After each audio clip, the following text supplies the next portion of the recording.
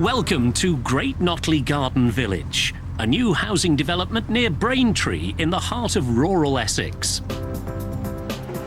In these programmes, we've been following the building of hundreds of new homes and getting to know many of the people making new lives here. After 7 years, all is on target and the village development is near completion. The final stage of the development of the garden village at Panner's Farm is now well underway. Once muddy fields have now become a community. Over 2,000 people are now living at Great Notley, creating a village of neighbourhoods bustling with life. Today we take to the road and meet the eclectic and some might say eccentric Great Notley gang, the Pochard Posse. And it's frying tonight with Mr. Key at the grand opening of Great Notley's new chippy. We start in the Stow area of Great Notley, and I'm here to visit saleswoman Chris Manley. But first, it's time for a little bit of nostalgia. I remember the very first time I came to Great Notley and the taxi driver dropped me right here. This is the Stow area. Although it didn't look anything like this then, there were no houses there. You can see them all, even in the background. It was just a mass of mud, people digging into the mud to lay the foundations. Now it's all done. They're all finished, sold, people have moved in. There's no more whirring of cement mixers. Brickies shouting abuse at me. The lads up on the roofs doing the tiling. None of those diggers that when they go into reverse go beep, beep, beep. In fact, absolutely nothing to suggest that this was a building site, except for this, the sales office. This in itself has now become redundant, and in fact, today is the very last day. It's closing down. Chris Manley is the saleswoman, and she's inside. Last time Chris and I met, she tried to sell me a house here in the Stow. Right, sell it to me then. Let's go in, and I'm gonna be your customer or potential. Fine. Well, I didn't buy one then, and now I've missed my chance. She had 59 to sell, and she's sold the lot. Hiya, Chris. You're in the dark. I'm in the dark. And yes, the freezing that's the best cold. place for me. Why is it so dark? Well, we've all finished now. Yeah. So everything's been shut down, and I've just come in today to, as you can see, pack everything and sort out and put into the Jeep, and off we go. Well, I'll tell you what, I'll give you a hand. I'll take some of the cases out. Oof. Said he. Mind your back. You just put them by the Jeep there, okay. And then we'll do it. I think I'll ask you for help on this one as well. All right. Because I'm not going to manage it. Even the sales office has been sold and now will be returned to its original use. All right. Yes, it's lovely. If you just put it there, then I can load the Jeep. OK. So... Thank you. What is this going to become? Well, this is obviously a triple garage. But what we've got here is that the two show homes, mother bought one, daughter bought the other. So they're leaving it all open. How long have you been here for? About 15 months. It's a long time, really, isn't it? Well, it is. I feel as though I'm moving house. You know, because you work 5 days a week, you know, and you get to know the people around as though they're your neighbours. So I personally feel as though, yeah, I'm sort of up sticks and away. 59 houses, all sold. Everybody happy? Yes, I mean, you always get teething problems and such, but the main thing there is with customer care and such. Obviously, we're here to help and to iron out any of the problems. So I'd like to think, I mean, I know they still smile and say hello to me. Chris is moving shop down the road to the final phase of the development at Panner's Farm. Although all is now sold up at the Stow, for any disappointed would-be buyers, there'll be similar houses for sale here at Panner's Farm, which will be the last hamlet to be built in the Great Notley Garden Village. So if you're moving down to Panner's, are you moving down into someone else's garage? You're a woman who lives in garages. Yeah, nobody's ever said that before. They've called me some names, but certainly not that, yeah. It will be a garage. Of course, it won't look like a garage, as No, I'm sure 'cause you're this looks quite lovely. aware. Yeah. Yes, very much so. Looking forward to it. All right. Different area. Well, all the best for the future. I'll give you a hand with the rest of the stuff. Thank you very much. Lovely seeing you, Chris.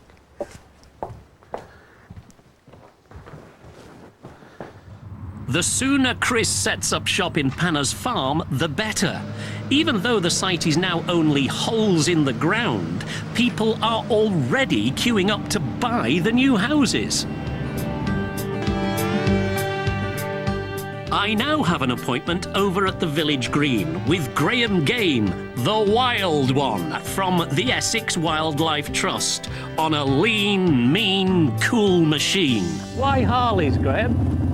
Well, when you get to my kind of age, Tim, you don't want any of these, what we call plastic rockets, you know, the day glow colours and the full face helmets. You know, I've been there, done that really. And these things are comfortable, they're slow, they're beautiful, they're reliable. I mean, they're everything that I want in a motorcycle. Well, this is not to be the journey of Zen in the art of motorcycle maintenance, but a scientific expedition to Great Notley's Cuckoo Wood. It's a small ancient woodland which the developers have decided to leave untouched until the building is complete. Marvellous stuff. Thank you, Graham. Right, well that is Cuckoo Wood, just over there. It hasn't been touched by anybody. The developers decided to leave it alone. In fact, nobody's been in there for about 5 years, so I don't know what we're going to find inside, but we can have a look, can't we? Yep. Right.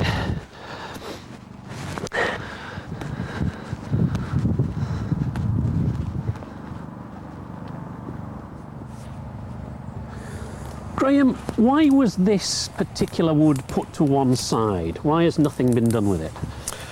Well, I think what we're trying to do here, Tim, is to create a bit of an oasis for wildlife, because as we can see, that the houses are right up against the boundary of this wood. I can hear them working on the houses just over there. That's right. So if we can create an oasis, you know, a bit of a refuge, somewhere where they can go, then that's got to be good for wildlife. Ours are the first footsteps here since the wood was left to go wild. And Graham is fascinated to see what's going on and find out if nature will need a helping hand. And is this as you'd have expected it to be? I mean, it's not been touched. You've not been in here for 5 years. It's not been touched. Is this just what you imagined seeing? Absolutely. Yeah, it's exactly as I'd imagined it, to be honest. It's overgrown. It's a jungle, basically. It's very wet. There's hardly any light. The problem is, Cuckoo Wood may look very beautiful, with dappled light and nuts and berries lying on the ground. But where is the wildlife? I need to understand why there's very little wildlife here at the moment. I mean, listen, all we can hear now are the builders. Yeah, absolutely. No birds. Basically what's happening is the canopy is very, very dense. You know, even on a bright day like today, there's very little light coming through.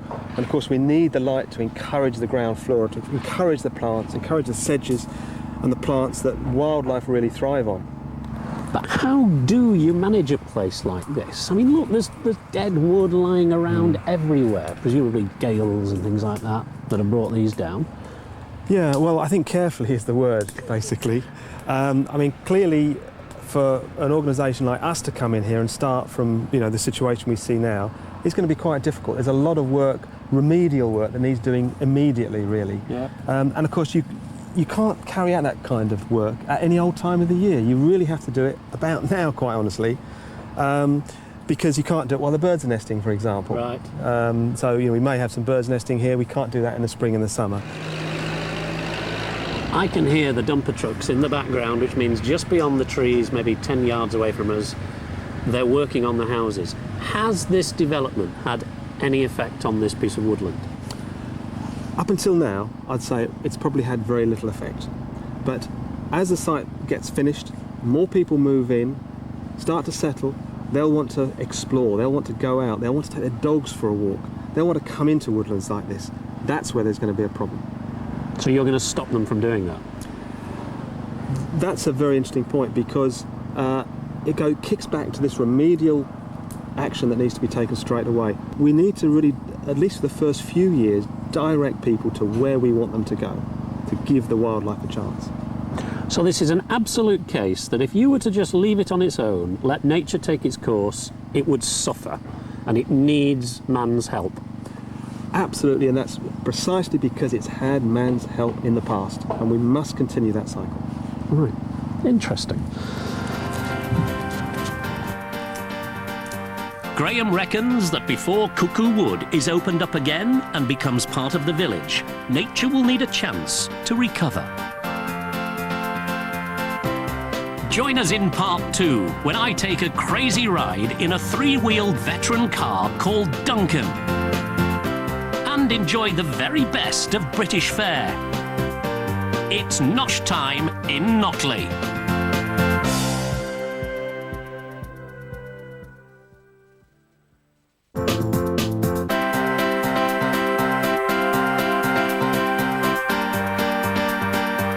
Welcome back.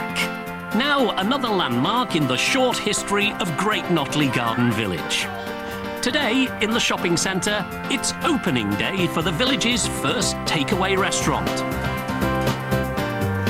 For those of you following the series, we've been here before with Project Director Richard Moore on a snagging visit, checking all the building work was complete and up to scratch. What's this going to be? This is actually going to be a fish restaurant, takeaway and Chinese offer, retail offer. So fish and chips and Chinese? Indeed. The new owners of this much-awaited enterprise are Mr. Ki Trong and his family. Hey, this is quite exciting. I've never been behind the scenes of a chip shop before. Now, here's Ki. It's his place. He opened only moments ago and already the kids are pouring in. You must be pleased with that. Yes, I think so. Yeah. I hope. Everyday life, that have a good. So why have you chosen Great Notley? Why are you here? No, just need opportunity. I think have a good village, a new village. New village? Yes. Have the opportunity? Yes, and then that will available, something available. And also, I suppose the other thing is there's no other takeaway place here yet, is there? Yeah, so browsing, yes. So you've got the market to yourself at the moment. Yeah, we have. And it's working. They're coming in. Yeah, that was the first day in the week. Is that exciting for you? Yeah, it's a bit. Yeah? Was it worrying today about whether anyone would come along? Yeah, a bit, quite a bit boring and a bit nervous. I thought maybe no one around anyway. So. I don't think you have anything to worry about now. I think you're going to make a fortune. So, yeah. It's going to be great. Now, can I help out at all? Can I do anything? Yes, certainly, yes. You can pull out the chip inside the I think serving plate for me. This one already. This already one? dry, yes. So I get hold of it, and what do I do with it? Give it a Then they shake. put it over.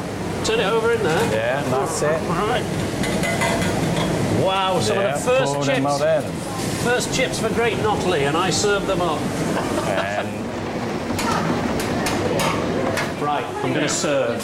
And if I'm going to serve, I better take my jacket off. Right, first one, fish and chips. Hot for John, who we've already met. John does the quiz nights, amongst all sorts of other things. Thank you very much. How are you? Very well, thanks. Very well. What's it like having a chippy then? Well, it's very nice. It's something that has been needed in the village for some little while, I think. We relied on Tesco's for too long, and it won't do them any harm. No, a bit of competition, and it's a nice place, isn't it? And it's nice fish. Is it? Very nice. You want to try this one? Well, I'll try a chip. I'll nick a chip off you. Okay, okay. I don't know whether I should really be eating them this side of the counter, but I know. Well, it's allowed. All talking with my mouth full. Yeah.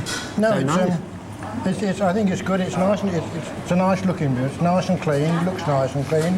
As you can see, the youngsters, it'll certainly bring the youngsters in, I think, and that'll help.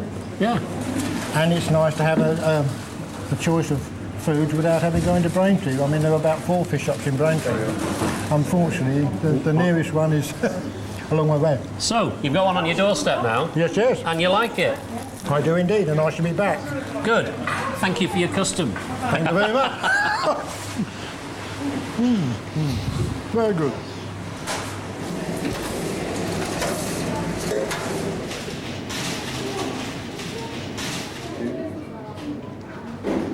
Wow. If you could only taste these. Look at the size of that fish. So, the chippy is open, and now there is nosh in Notley. But there's not just the chippy, there's also a dry cleaners just opened, soon to be a video shop and a pub. You see, the community is developing. And here in the Great Notley community, there is something which is unique and hidden amidst the highways and byways of the 2,000 new homes. I'll tell you a tale, and it's all about numbers. That house is number 11. Let's walk next door. Now, some time ago, we met Gary Yates, the very first person to move into Great Notley, and the house he was given was number 13. He refused on grounds of superstition, so the developers changed the number. In fact, they decided that they would change all of the numbers on the development. So out of 2,000 houses, there isn't one number 13, which is why that is number 15. Now it's time to go round the corner in Notley Village, don the leather helmet and hitch a lift with Duncan, the veteran car, and his owner, David Knight, one of the first residents to move to Great Notley. Has he gone barking mad? You're a policeman by day. I am. So is this kids are saying they love my hat. That's right. Is this a release valve? Because I mean, you're in a pressure job. Yeah. This is my little stress buster. I've been a policeman a long time, and all my service, I've always needed something just to relax with and unwind with at the end of a day. And it was always been motorbikes. I've had motorbikes all my life.